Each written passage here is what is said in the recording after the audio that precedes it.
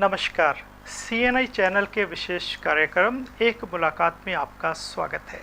इन दिनों जैसे कि हम सभी जानते हैं, ओलंपिक गेम्स का जोबन पूरे जोरों शोरों पर चल रहा है। शुक्र है भगवान का कि दो बेटियों ने 125 करोड़ की आबादी वाले हिंदुस्तान की लाश रख ली जब उन्होंने तिरंगा रियो में फहराया।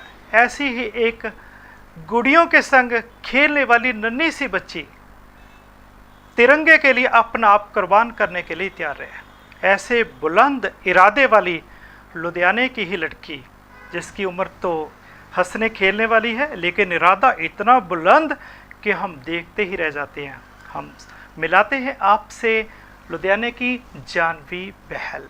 इस देश के सभी नागरिकों को मेरा नमस्कार और जय हिंद। जानवी जी, सबसे पहले हम ये जानना चाहते हैं आपसे, इन दिनों कश्मीर जल रहा है, फिर भी आपके मन में ये कैसे आया कि कश्मीर से आप तिरंगा लेकर कश्मीर जा रहे हो वहाँ फहराने के लिए? आपको डर नहीं लगा? जी, ये जो है जब मैंने देखा कि हमारे कश्मीर में तिरंगे का अपमान हुआ तो मुझे वो बिल्कुल भी अच्छा नहीं लगा। तो मैंने सोचा कि जिस जगह पे मेरे तिरंगे का अपमान हुआ मैं उसी जगह पर जाकर अपने देश का तिरंगा फहराऊंगी।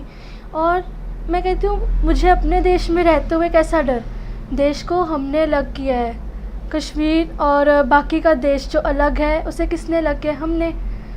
और मुझे अपने देश में रहते हुए किसी चीज़ का डर नहीं, क्योंकि हमारी आर्मी, हमारी पुलिस इतनी स्ट्रॉन्ग है कि वो हमारी दिन रात रक्षा करती है। हाँ जानवी जी, ये आपका सफ़र कैसा रहा? कश्मीर से जब आपने इरादा बनाया कश्मीर में झंडा फहराने का, तो कन्याकुमारी से कैसे आपने सफ़र शुरू किया और क्या क्या हुआ आपके साथ?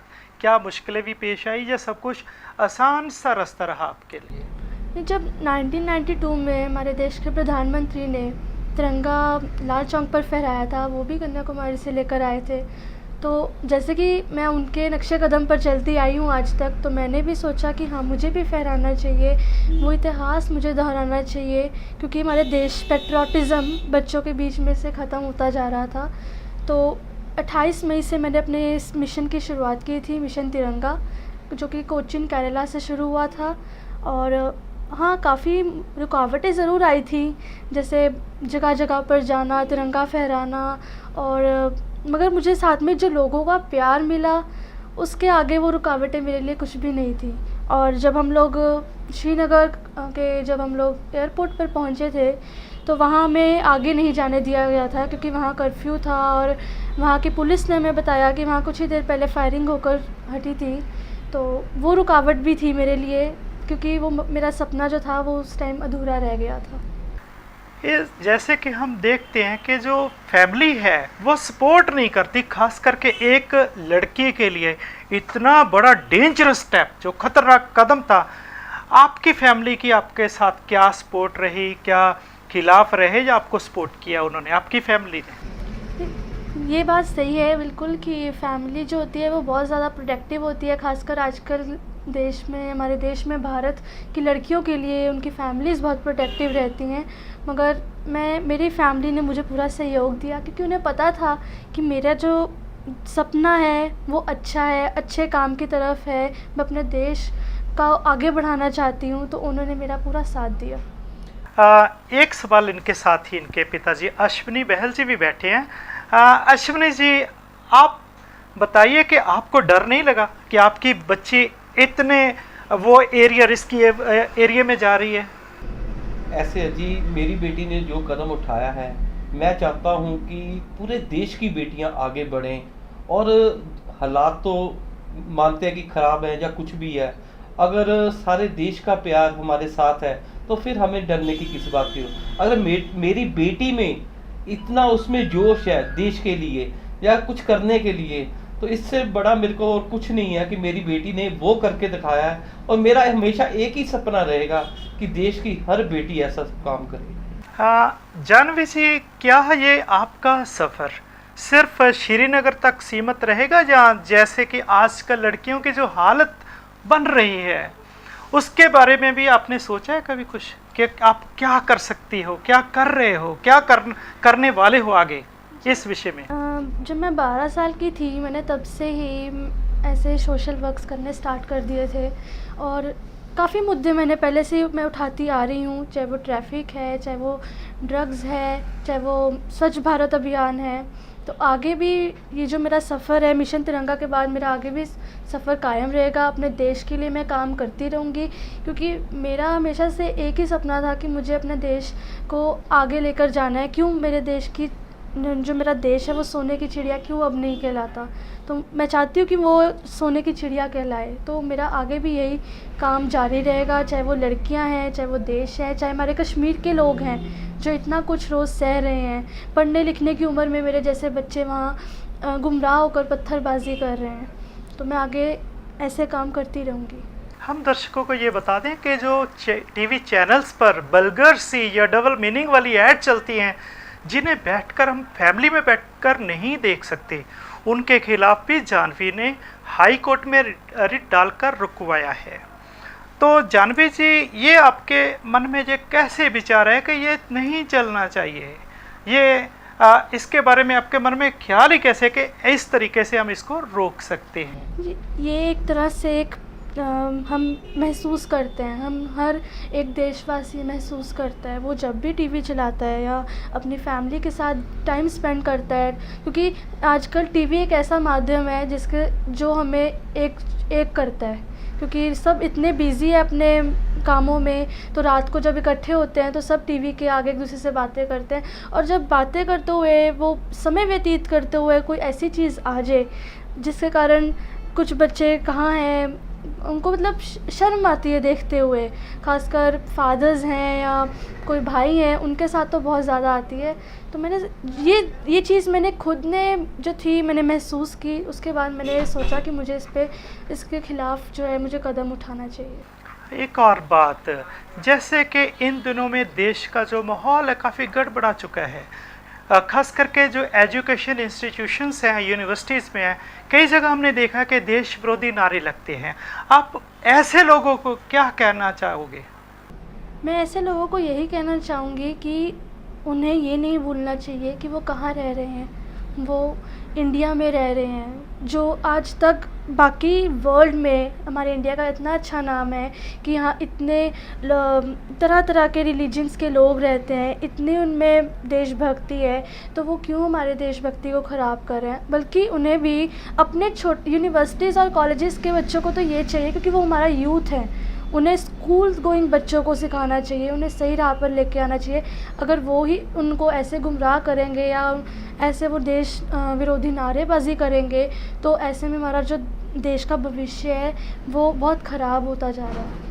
हाँ, एक और बात है, जैसे कि आपकी उम्र तो बहुत छोटी है लेकिन इरादे आपके बहुत बड़े हैं।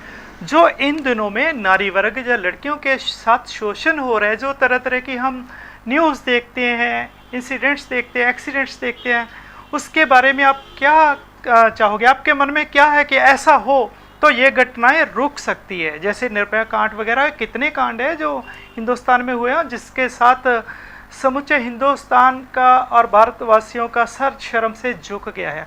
आपके मन में क्या है कि ऐसा हो कुछ कि ये सब कुछ रुक सके? आज तक ये सब तो देखिए आज तक चलता आ रहा है। आज तक हम देखते हैं, रोज़ हम न्यूज़पेपर्स में पढ़ते हैं कि एक लड़की के साथ ये हुआ, एक लड़की के साथ वो हुआ, उसने सुसाइड कर लिया। तो मैं ये कहना चाहूँगी कि इसको बढ़ावा किसने दिया, इसको बढ़ने किसने दिया है? इसको बढ़ने हमने दिया है। अगर हम और गवर्नमेंट अगर इसके प्रति कोई ठोस कदम उठा सके या बहुत देर पहले उठा सकती, तो ये चीज़ें अब रुक जाती और ऐसा कुछ होता नहीं। दूसरी तरफ हमारे देश की लड़कियां जो हमारे देश का गौरव हैं, जैसे कि हम देख रहे हैं ओलंपिक्स में भी अब आगे बढ़ती जा रही हैं, वो चीज़ लड़कों ने नहीं करके दिखाई जो ओलंपिक्स में इस बार लड़कियों ने करके दिखाई है।